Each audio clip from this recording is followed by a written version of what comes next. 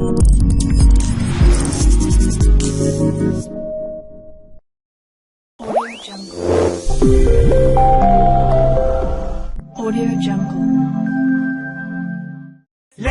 لا لا نحتاج المال كي نزداد جمالا، جوهرنا هنا في القلب تلالا. لا لا نرضي الناس بما لا نرضاه لنا حالا، ذاك جمالنا يسمو يتعالى.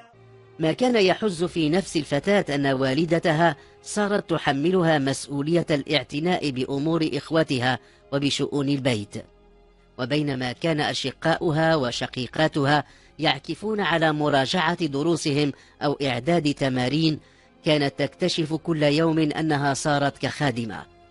حاولت أن تقنع أبويها بطريقتها الخاصة أنها قادرة على التعلم، فكانت كثيرا ما تردد وهي تقوم بأعمال البيت تلك الأناشيد التي يأتي بها إخوتها من المدرسة. كانت ترددها بحماسة في أحايين كثيرة. في أحسن الأحوال كانت أمها تقابل كل ذلك بابتسامة، وذات مرة خرقت جدار الصمت وسألت أمها: لماذا لم تدخلوني المدرسة كإخوتي؟ هي الآن في 12، فاتها قطار المدرسة. همت نورة بتكرار كلام قالته مرات من قبل ثم تراجعت. كانت ليلى تمسك بمكنسة وهي تنظر إلى وجه أمها.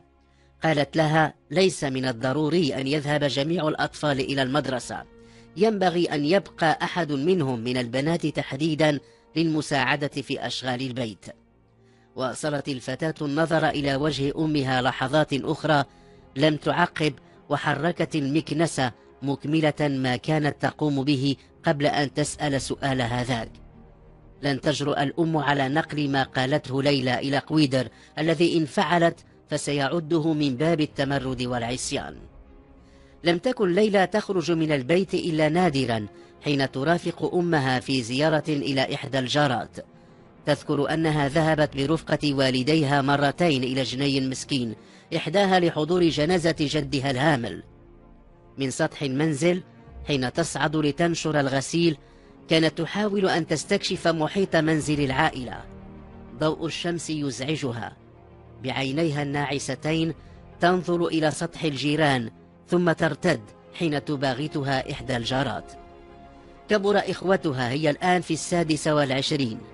تزوج شقيقها الأكبر واتخذ له من إحدى غرف الطابق الأرضي سكنا.